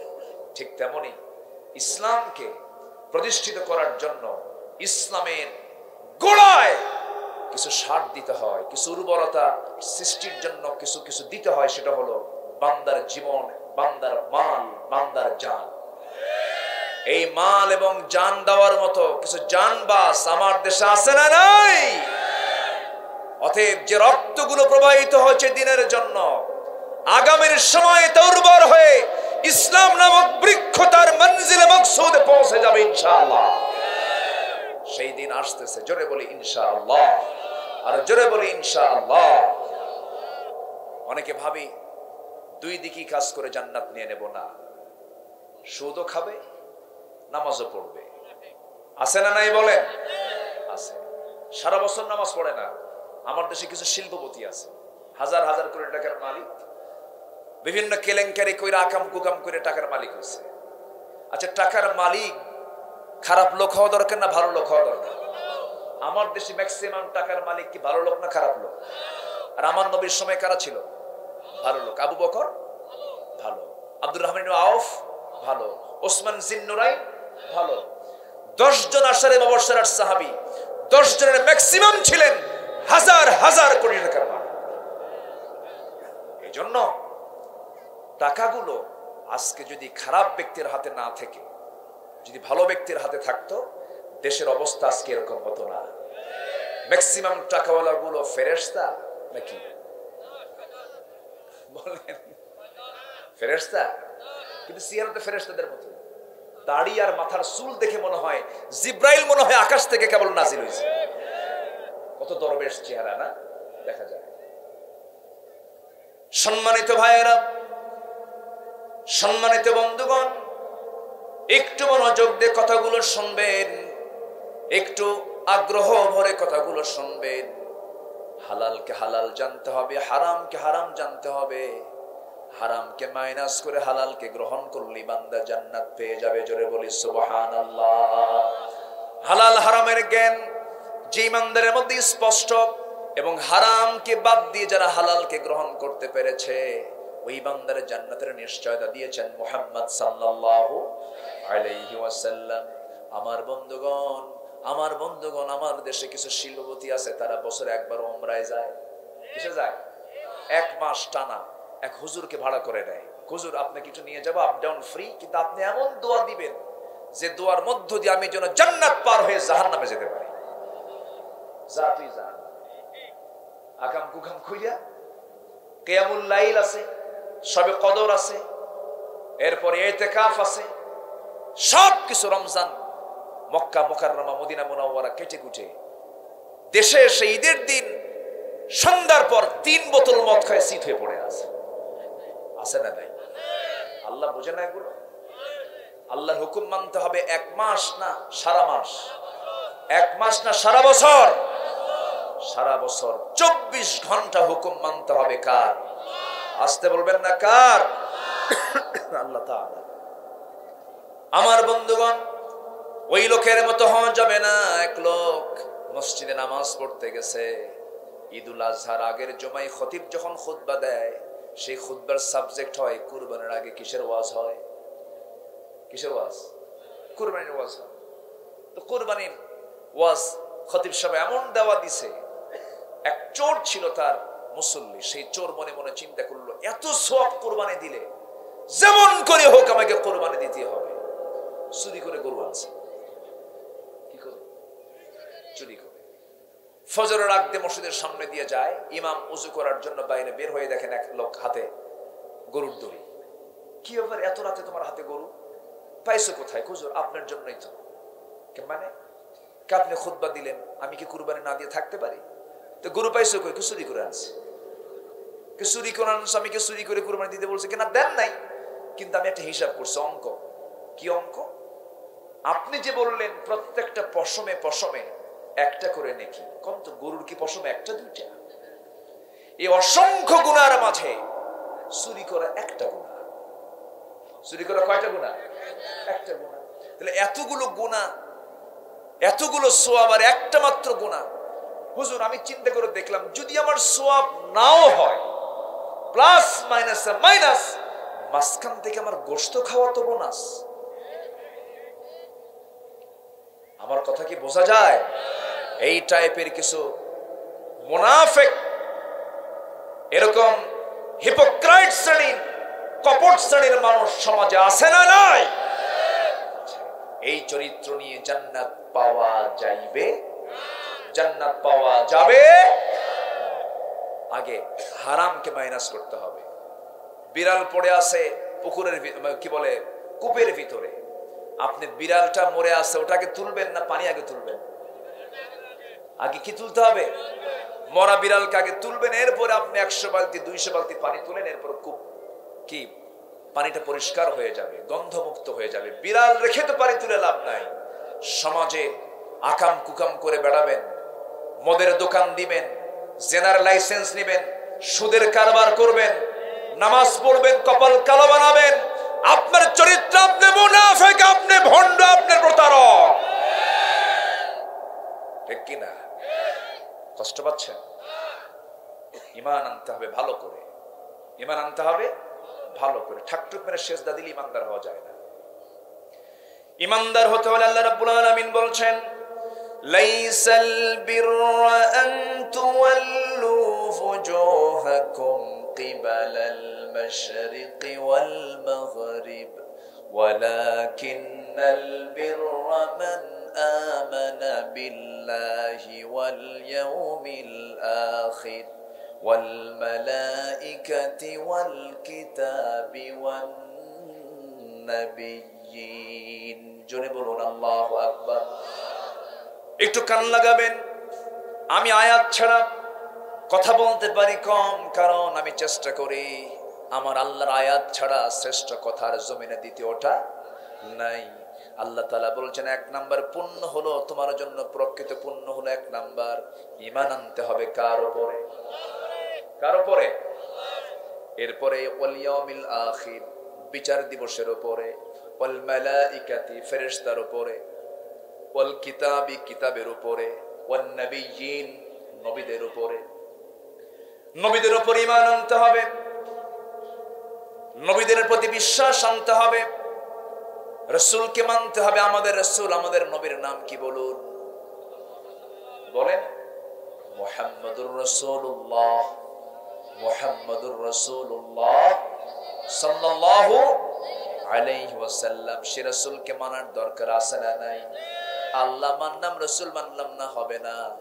রাসূল মানলাম, আল্লাহকে মানলাম না, তাও হবে না। আমার ভাইয়েরা, আমার আল্লাহর যে মর্যাদা, সেই মর্যাদা কি রাসূলের আছে? আস্তে কর। রাসূলের যে মর্যাদা, সেই মর্যাদা কি সাহাবীদের আছে?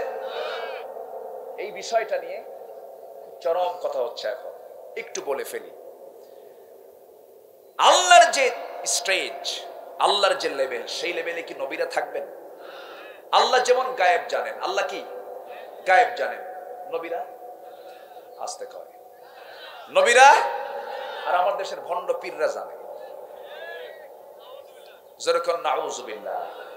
শাকিল ভাই, আমার ভাই খুব সুন্দর কথা বলেছেন, তাই না? অনেক সুন্দর কথা বলেছেন।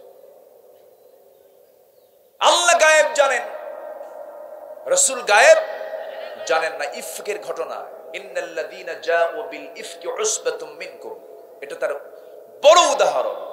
আমার রাসূল যে গায়েব জানতেন না। তাহলে আল্লাহ গায়েব জানেন, রাসূল গায়েব জানেন না।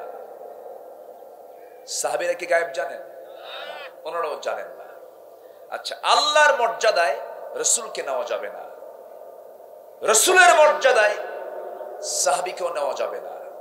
কেন? আমার রাসূলের কাছে ওহী নাজিল হতো, কিন্তু সাহাবাদের কাছে কি ওহী নাজিল হতো? আস্তে ওহী নাজিল হতো। তাহলে নবীর কাছে সরাসরি ওহী নাজিল করতেন কে? আল্লাহ তাআলা। সাহাবীদের কাছে কোনো ওহী নাজিল হয় নাই। তাহলে সাহাবায়ে কেরাম ওহী দ্বারা নিয়ন্ত্রিত নন। নবীদের কাছে ওহী আসে, নবীরা যদি কোনো কিছু করে ফেলেন, আল্লাহ তাআলার সঙ্গে সঙ্গে তারা ফয়সালা দিয়ে দেন, মা তাকাদ্দামা যামবাহু, তার পূর্বের যত গুনাহগুলো আছে, মা তাআখার, পরের যত কিছু আছে, সব আল্লাহ তাআলা maaf করে দিয়েছেন। সমস্ত আম্বিয়া কেরামের মর্যাদা আল্লাহ রাব্বুল আলামিন এই পৃথিবীতে সকল মানুষের উপর দিয়েছেন। তাদের কাছে ওহী নাজিল হয়, আর সাধারণ মানুষের কাছে কোনো ওহী নাজিল হয় না। সাহাবীদের দাম অবশ্যই বেশি, কারণ কিয়ামত পর্যন্ত একজন আবু বকর আর কোনোদিন তৈরি করা যাবে না। আমার নবীজির খুব কাছের সাহাবী তিনি ছিলেন, কিন্তু রাসূলের যে মর্যাদা, তাকে সেই মর্যাদায় রাখতে হবে, সাহাবায়ে কেরামকে সেই মর্যাদায় নেওয়া যাবে না। মিয়ারে হক নিয়ে অনেক কথা চলতেছে, আপনারা কেউ আয়াতগুলো দেখেন না। আতিউল্লাহ ওয়া আতিউর রাসূল ওয়া উলিল আমরি মিনকুম ফাইন তানাযাতুম ফি শাইইন ফারুদ্দুহু ইলাল্লাহি ওয়ার রাসূল। আল্লাহ তাআলা বলেছেন, তোমরা আল্লাহর আনুগত্য করো, নবীর আনুগত্য করো, কিন্তু আল্লাহ তাআলা এরপরে বলেছেন ওয়া উলিল আমরি মিনকুম, তোমাদের মধ্যে যারা মুরব্বি আমির, তাদের আনুগত্য করো। যদি দেখতে পাও তোমাদের মধ্যে যারা মুরব্বি আছি, তাদের মধ্যে যদি কোনো ঝগড়া ঝাঁটি যদি দেখতে পাও, ফারুদ্দুহু ইলাল্লাহি ওয়ার রাসূল, সেই সময় তোমরা তাদের আনুগত্য না করে তোমরা সোজা চলে যাও আল্লাহ রাসূলের দিকে। জোরে করে আল্লাহু আকবার। ওয়া মান ইউতি'ir রাসূল ফাকাদ আতা আল্লাহ, যে ব্যক্তি রাসূলের আনুগত্য করে সে আল্লাহর আনুগত্য করে। অতএব রাসূলের মর্যাদায় পৃথিবীর কোনো মানুষকে বসানো যাবে না। আমি হলফ করে বলতে চাই, এই মিয়ার হক নিয়ে মুসলমানদের আলেমদের যে উখুয়াত, এটাকে নষ্ট করবেন না। আর রাসূলের মর্যাদায় সাহাবীকে আনা মানে নবীর প্রতি জুলুম করা। নবীর প্রতি কি করা? জুলুম করা। নবী নবীর জায়গায়, রাসূল রাসূলের জায়গায়, সাহাবী সাহাবীর জায়গায়, আল্লাহ আল্লাহর জায়গায়। চোখ বন্ধ করে আল্লাহ এবং রাসূলের আনুগত্য করতে হবে। তারা হচ্ছেন মিয়ার হক, সত্যের মাপকাঠি। এই আল্লাহ এবং রাসূল ছাড়া পৃথিবীর কেউ সত্যের মাপকাঠি হতে পারে? যদি কাউকে বানাতে চান, তাহলে রাসূলকে ছাড়া যদি অন্য কাউকে সত্যের মাপকাঠি মনে করেন, তাহলে ওই গোষ্ঠীকে নবীর মর্যাদায় নিয়ে যাওয়া হলো। কারণ রাসূলরা হচ্ছেন ওহী দ্বারা নিয়ন্ত্রিত। তবে হ্যাঁ, সাহাবা কেরাম সত্যের মাপকাঠি নন, এর মানে তাদের যে দাম নাই তা না। অবশ্যই তারা আমাদের অনুসরণীয়, অবশ্যই তাদেরকে আমরা সম্মান করি, শ্রদ্ধা করি। পৃথিবীতে আবু বকরের মতো একটা মানুষ পৃথিবীতে আসবে না, কিন্তু এর মানে এই নয় সাহাবীকে কখনো নবীর আসনে, নবীদের লেভেলে তাদের গুণে গুণান্বিত করা যাবে না।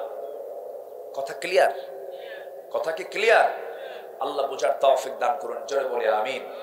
হয়তো এখানে আম মানুষ অনেকে আছেন, হয়তো অনেকে বুঝবেন না কথাগুলো সবগুলো, কিন্তু এই কথাগুলো বলা এই সময়ের জন্য আমার বেশি জরুরি মনে হচ্ছিল বলে একটু বলে ফেললাম মাঝখান থেকে। সম্মানিত ভাইয়েরা,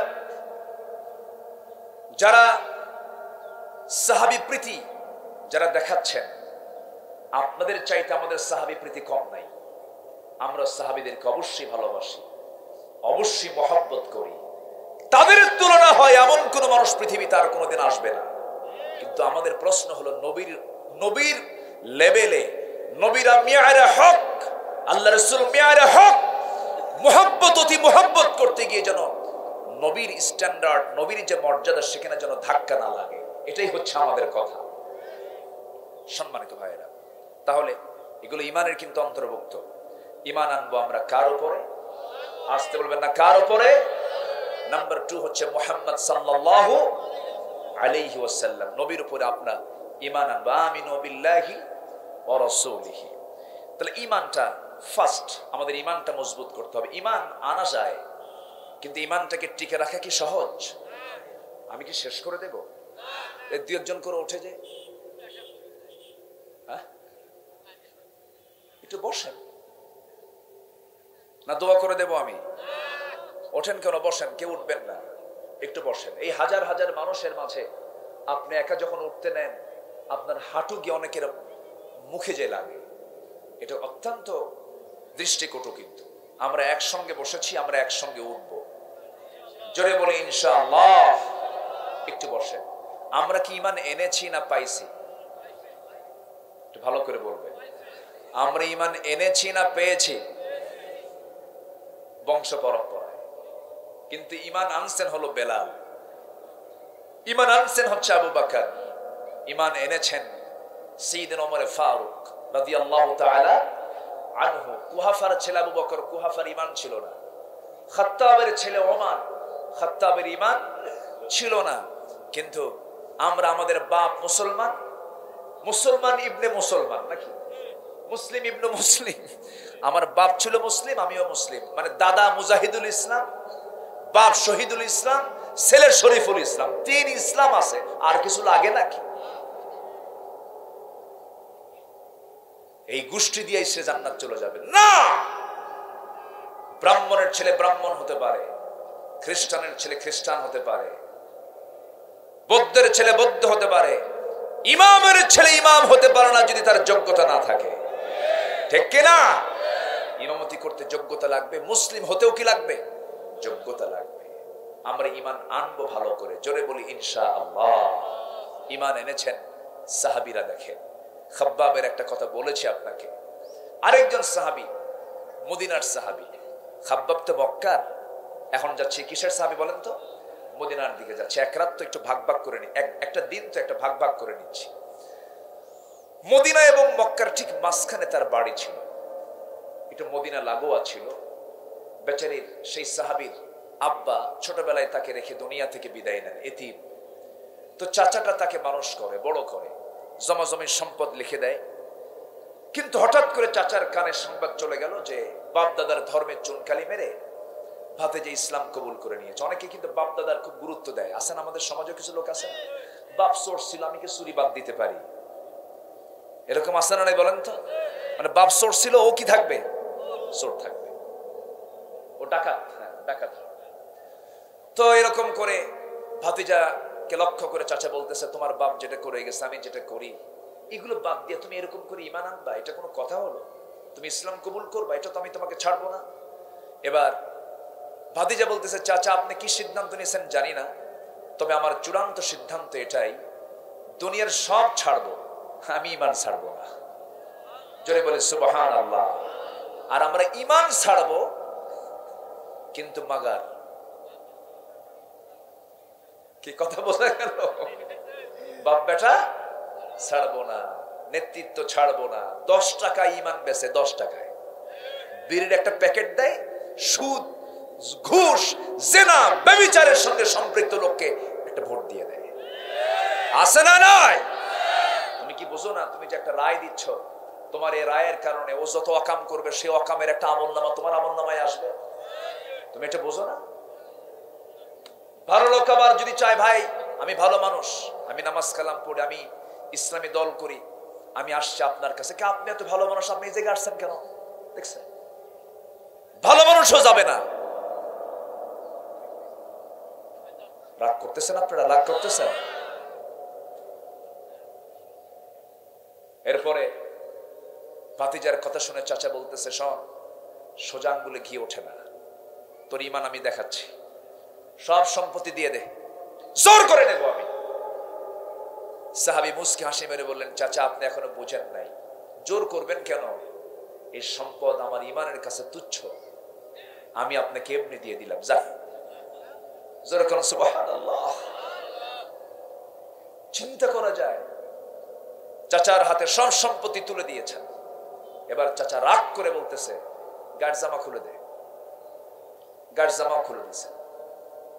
এবার বলতেছে, তোর পরনের লুঙ্গিটাও খোল। এবার পরনের লুঙ্গিটা জোর করে তার সতরটা খুলে নিয়ে, লুঙ্গিটাও খুলে নিয়ে উলঙ্গ করে ঘর থেকে বের করে দিয়েছে। দৌড় মেরে মার দরজার সামনে গিয়ে বলে, মা দরজা খুলবে কিন্তু আমার দিকে তাকাবে না, ইমান এনেছি। আমার চাচা আমাকে লুঙ্গিটা পর্যন্ত খুলে ঘর থেকে বের করে দিয়েছে। তার মা তার হাতে একটা চাদর হাতের মধ্যে তুলে দেওয়ার পর সেই চাদরটা দিয়ে কোনো মতো সতরটাকে বলছে, আমার মা আমার জন্য দোয়া করো, আমি মদিনার পানে রওনা দিলাম, দুনিয়ার সব দরবার ছাড়বো কিন্তু নবীর দরবার ছাড়তে পারবো না। প্রচন্ড শীতকাল, সেই শীতের ভিতরে গোটা গায়ে তার শুধু একটা 17 টাকার মতো ছোট্ট একটা চাদর, এটাই হলো তার সম্বল, সম্পদ।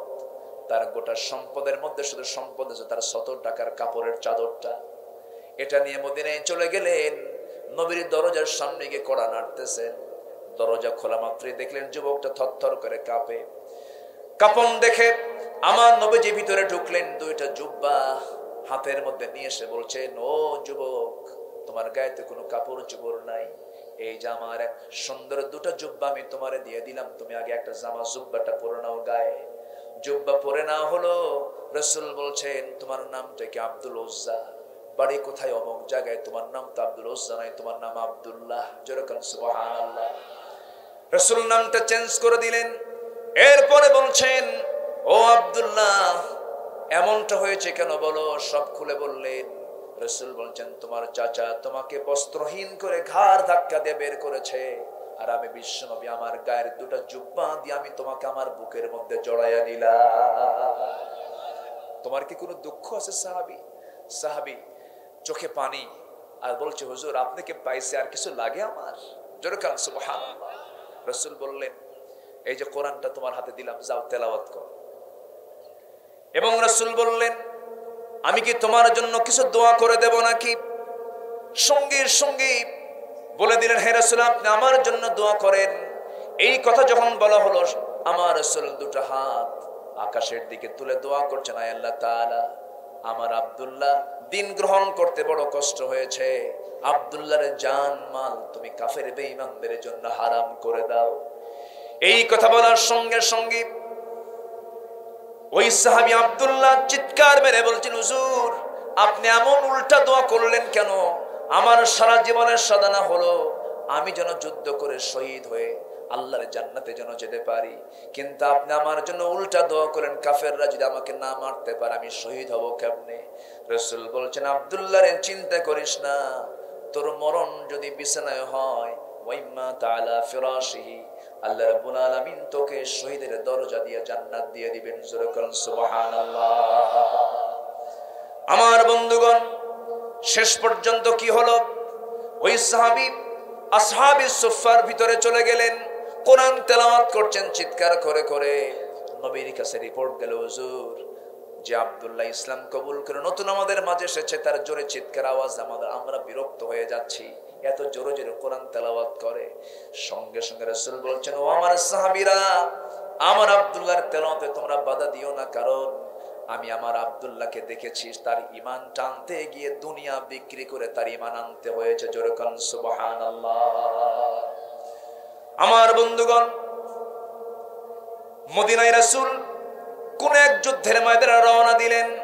রাসূল বলেন, আব্দুল্লাহ তুমি কোথায়? আমার সঙ্গে চলো। যুদ্ধে অংশগ্রহণ করলেন। যুদ্ধ শুরু হয়ে গেছে, যুদ্ধ শেষ হলো। নবীজি সেই যুদ্ধের ময়দান থেকে ফিরে আসতেছিলেন। হঠাৎ করে একজন সাহাবী এসে সংবাদ দিচ্ছে, হুজুর, আপনার সেই প্রিয় সাহাবী আব্দুল্লাহ চরম অসুস্থ, বিছানায় কাতরাচ্ছে। রাসূল সঙ্গে সঙ্গে একটা বোর্ড গঠন করলেন, বললেন, এই যে বোর্ড আমি গঠন করে দিলাম, আমার আব্দুল্লাহর সেবা করতে নিয়ে যেন কোনো ত্রুটি না থাকে, তার চিকিৎসা নিশ্চিত করে ফেলো।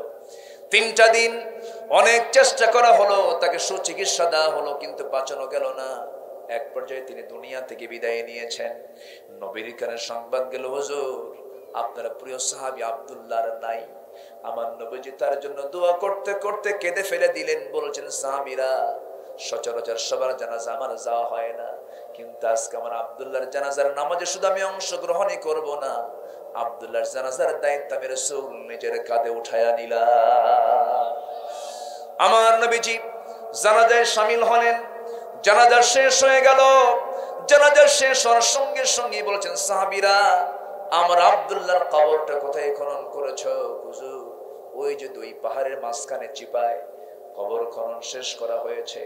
রাসূল বলেন, সাহাবীরা, ওই কবরের সামনে আমাকে নিয়ে যাও।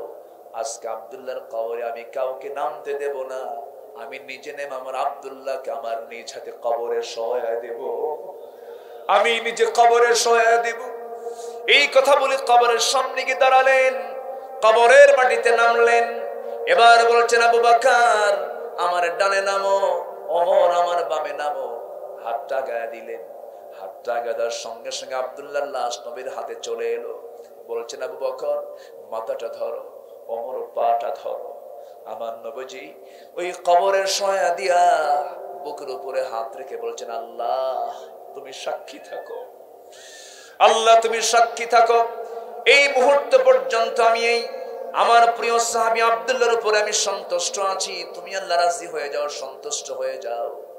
আমার নবীজির এই দোয়া শুনে পাশে দাঁড়ায় আছেন একজন সাহাবী সাদ বিন আবি ওয়াক্কাস রাদিয়াল্লাহু তাআলা আনহু।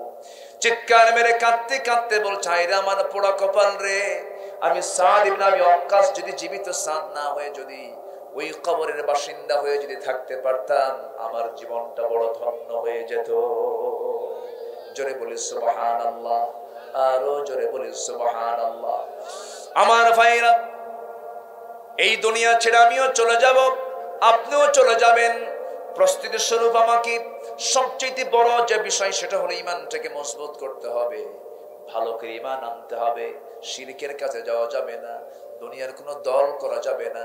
দল যদি করতেই হয় ফরজ মনে করে দল করতে হবে। কার দল? আসতে বলবেন না, কার দল? যুবকরা, ওই নেতৃত্বের পিছনে যেও না যে নেতা তোমার হাতে ইয়া বা ট্যাবলেট তুলে দেবে, মদের বোতল তুলে দেবে, নারী তুলে দেবে, সুদ তুলে দেবে, জেনা তুলে দেবে। যেই নেতা তোমাকে নামাজের কথা বলবে না, দিনের কথা বলবে না, একদিন ভেবে নেবে ওই নেতা তোমাকে কিয়ামতের দিন বড় বিপদে ফেলে দিবে, সেও জাহান্নামে যাবে, তোমাকেও জাহান্নামে নিয়ে যাবে। সেই জন্য যে সমস্ত নেতাগুলো এই সমস্ত চরিত্রহীনতার পথ দেখিয়ে দেয়, ওই সমস্ত নেতার মুখে তোমরা জুতা মারো। ঠিক কিনা? থুতু মারতে হবে। ওই সমস্ত নেতৃত্বের মুখে আমরা থুতু মারি, জুতা মারি। রাজি আছেন কারা কারা? হাত উঁচু করে দেখা।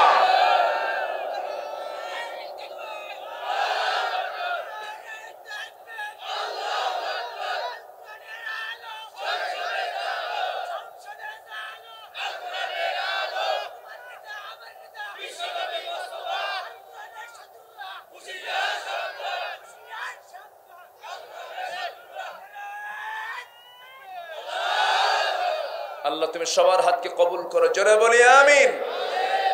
উপজেলার নাম কি জানো? কোনো লোনা পুকুর নাই, সব মিঠা মিঠা। আর কথা কি হবে? কথা কি তিতা হবে? কথাও হবে কি মিঠা। রাসূল কি কথা বলেছেন? সুন্দর করে কথা বলেছেন। কথা বলি আমরা জিহবাতে, জিহবার মধ্যে কয়টা হাড্ডি আছে? আছে। জিহবার ভিতরে যেমন হাড় হাড্ডি নেই, তেমনি আমাদের কথার মধ্যে যেন বেশি হাড় হাড্ডি না থাকে। সুন্দর করে কথা বলবো, বউয়ের সঙ্গে ভালো করে কথা কয় না, এরকম স্বামী আছে না? না, রাত 3টার দিকে এসে দরজায় ডাকে, এই হট খোল, শুয়ে দে, ভাত খাবো, ভাল লাগে না। আচ্ছা, এরকম আছে না নাই বলেন তো? বউয়ের সঙ্গে সুন্দর আচরণ করে না, বাবার সাথে ভালো করে কথা বলে না, মাকে ভাত দেয় না। আচ্ছা, একটা প্রশ্ন করি, মা বড় না বউ বড়? ভালো করে এখন বইয়ের কথা মনে করে এখন, মা বড় না বউ বড়?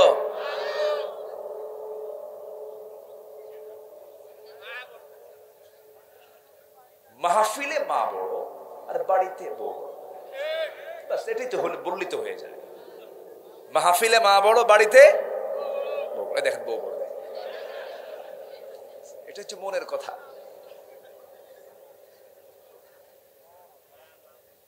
কষ্ট পাচ্ছেন আপনারা? সেদিন একটা চিঠি দিছে আমাকে এক মা, বয়স 70 বছর। কত বছর? উনি সালাম দিচ্ছেন, আসসালামু আলাইকুম বাবা, আমাকে লক্ষ্য করে। আমার বয়স 70 বছর, কাপা কাপা হাতে, হাত লেখাটা কাপা, কাঁপানো কাঁপানো হাতে লেখা। বাবা, আমার বয়স 70 বছর, আমার 4টা মেয়ে, কিংবা 4টা ছেলে, একটা মেয়ে। আমি মেয়েটাকে বিয়ে দিয়েছি। 4টা ছেলে আমার ঘরের সাথেই থাকে, তারা, তাদের বউ আছে, ছেলে আছে, মেয়ে আছে। বাবা, আমি 70 বছর, আমি একা রান্না করে খাই, ওরা আমাকে খাওয়ায় না। আচ্ছা বলেন তো, এটা কি ছোটখাটো গুনাহ? আসতে কয় ছোটখাটো গুনাহ? আমার রাসূল একদিন নিজেই বলতেছেন, আলা উনাব্বিউকুম বিআকবারিল কাবাইর, আমি কি তোমাদেরকে এমন কিছু গুনার কথা বলবো যে গুনাহগুলো সমস্ত গুনার বড় গুনাহ? সাহাবায়ে কেরাম বলেন, হুজুর আপনিই বলেন। 1 নাম্বার হলো আল ইশরাকু বিল্লাহ, আল্লাহর সঙ্গে শিরিক করা। এরপর হচ্ছে উকুকুল ওয়ালিদাইন, পিতামাতার সাথে রূঢ় খারাপ আচরণ করা। এমন সন্তান তো মিঠা পুকুরে নাই, কারণ নামই তো মিঠা। নাম কি? মিঠা, কিন্তু কি হয়ে গেছে এখানে? তিতা। আচ্ছা বলেন তো, শ্বশুর ছেলে বউকে দেখে ভয় পায় না ছেলে বউ শ্বশুরকে দেখে ভয় পায়?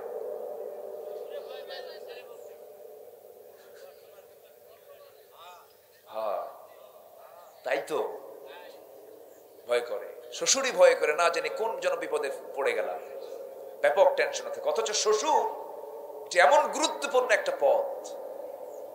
সাইয়েদনা ইব্রাহিম আলাইহিস সালাতু ওয়াস সালামের ছেলে ইসমাইল আলাইহিস সালাতু ওয়াস সালাম তিনি বিয়ে করেছেন, তো সঙ্গত কোনো কারণে তার বাবা সেই বিয়েতে যেতে পারেন নাই।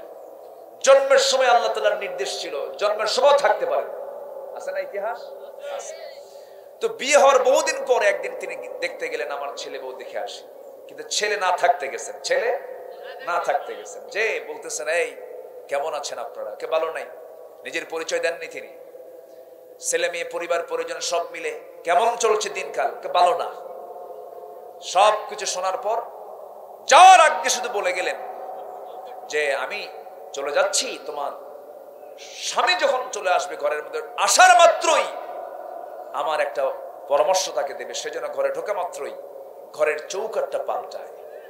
মহিলা টের পায় নাই যে কোন চৌকাট।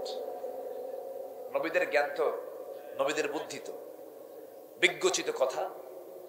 যখন ঘরের মধ্যে ঢুকছে তখন বউ আগ বাড়ায় এসে বলতেছে, যদি বুঝতো তাহলে তো বলতো না, বলতেছে যে আমার স্বামী এরকম একটা বুড়া মানুষ আসছিল, চুল সাদা, দাড়ি সাদা, চামড়াগুলো কুচকে গেছে, বয়স্ক মানুষ। অনেক প্রশ্ন করলো, আমি উত্তর দিলাম, শুধু যাওয়ার সময় বলে গেল, আসা মাত্রই যেন তুমি এই ঘরের চৌকাটটা পাল্টাও। চোখ বড় হয়ে গেছে স্বামী, বড় করে বলতেছে, আমার এই সুন্দর বিজ্ঞচিত কথা শুনে মনে হচ্ছে কেউ আসে নাই, আমার বাপ আসছিল। আলহামদুলিল্লাহ বলেন। আমার বাপ তিনি, তুমি হয়তো তাকে চিনতে পারো নাই, ইন্টারভিউ বোর্ড ওনার হয়ে গেছে, ইন্টারভিউ নেওয়া হয়ে গেছে, তো চৌকাট তো পাল্টাবই, তো চৌকাট তো আর কোনো ঘরের না, তুমি গেট আউট, চলে যাও। আমার বাবা বিচারপতি, আমার ফ্যামিলির বিচারপতি, আমার বাবা তোমাকে ডিসঅ্যালাউ করেছেন, আমার ক্ষমতা নাই, যাও। শুধু এতটুকু বললাম, একজন বাবার দাম কতটুকু ঊর্ধ্বে রেখেছেন, তিনি কে? আসতে বলবেন না, তিনি কে? আজকে সেই বাপেরা চোখের পানি ফেলে ফেলে কান্দে, আমাদের কাছে বলে, হুজুর ছেলেটা দেখে না। অথচ ওই বুড়ি মা আমাকে যে চিঠিটা দিলেন, তার 5টা সন্তান তার গর্ভে রেখে তিলে তিলে কষ্ট করে বড় করেছেন, খাওয়াইছেন 2 হাড়ি না 1 হাড়ি? কয় হাড়িতে খাওয়াইছেন? তাহলে এক মা 1 হাড়িতে 5 সন্তানকে খাওয়াতে পারলেন, আর 5 সন্তান এক মাকে 1 হাড়িতে খাওয়াতে পারে না। আছে না? আসতে বলবেন না, আছে না নাই? আগামী রমজান আসতেছে, কোন সন্তান যাদের বাপ মা বেঁচে আছে, সেহরি আর ইফতার বাপ মা ছাড়া করবা না। দেখেন কেউ কোনো কথা না, ভালো করে কোন, সবাই রাজি আছেন তো? বাপ মাকে নারাজ রেখে রোজা রাখলে রোজা হবে না, রোজা হবে না। কষ্ট দিলাম মনে হয়? মাহফিল এসে মানে বিপদে পড়ছেন নাকি? এই রোগগুলো সমাজে আছে না নাই? আমরা এটা ফলো করব। আমাদের কাছে বহু প্রশ্ন আসে, তো বাপ মা খুব জুলুমের শিকার হচ্ছে এখন, কেন জানেন? শিক্ষা নাই, এমএ পাস করতেছে কিন্তু চোর হচ্ছে। কি হচ্ছে বলেন? চোর। ডিগ্রি অর্জন করছে কিন্তু ইমানের ডিগ্রি 0, চরিত্রের ডিগ্রি 0। কেন? শিক্ষার মধ্যে কি নাই? শিক্ষার মধ্যে কি নাই? কোরআন। আমরা কোরআন শিখবো, জোরে বলি ইনশাআল্লাহ। 5 ওয়াক্ত নামাজ সবাই পড়বেন তো? 7টা কাজ। একটা ঈমান, নাম্বার 2 হলো আল্লাহর পথে প্রিয় মালকে খরচ করা, নাম্বার 3 হচ্ছে নামাজ কায়েম করা, নাম্বার 4 হলো যাকাত দেওয়া, নাম্বার 5 হলো ওয়াদা ঠিক রাখা, নাম্বার 6 হলো ধৈর্য আনা। ধৈর্য আনা প্রত্যেক ক্ষেত্রে, যত ঘাত প্রতিঘাত আসুক না কেন, সব জায়গায় ধৈর্যের পরিচয় দিয়ে সন্তুষ্ট থাকতে হবে। কার উপরে? আল্লাহর উপর। আল্লাহ বলছেন, এইগুলো কাজ করলে আমি তোমাকে আমার দফতর থেকে সিদ্দিক এবং মুত্তাকি খেতাব দিয়ে দেব, তুমি জান্নাতে চলে যাবে। জোরে বলে সুবহানাল্লাহ। 5 ওয়াক্ত নামাজ পড়বেন কারা কারা? একটু হাত তুলে দেখেন তো দেখি। 5 ওয়াক্ত নামাজ 1 মাস না সারা বছর? 1 মাস না সব মাস? বলি এ আল্লাহ, আমাদেরকে ফজর, জোহর, আসর, মাগরিব, এশা 5 ওয়াক্ত সালাত আদায় করার তৌফিক তুমি আল্লাহ দিয়া দাও। জোরে বলি আমিন।